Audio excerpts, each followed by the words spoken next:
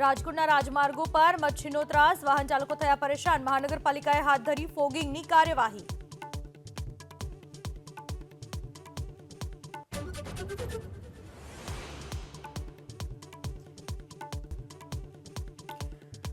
સુરતમાં બૂટ ચપ્પલ ચોરોનો કહેર, બેગમપુરામાં બ્રાન્ડેડ બૂટની ચોરીને આપી રહ્યા છે અંજામ, ચોરેલા બૂટ ચપ્પલ વેચાય છે મહિધરપુરા પોલીસ સ્ટેશનની સામે।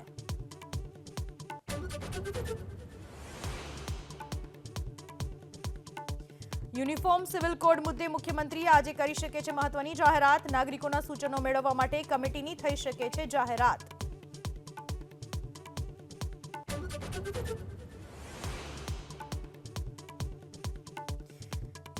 દિલ્હીના દંગલમાં સીએમ આતિશીનો મોટો આરોપ, રમેશ બિધુડીના સમર્થકો પર કાળકાજીમાં ઝૂંપડપટ્ટીના રહેવાસીઓને ધમકાવવાનો આરોપ, વિડીયો જાહેર કરીને પોલીસ પર ઉઠાવ્યા સવાલ।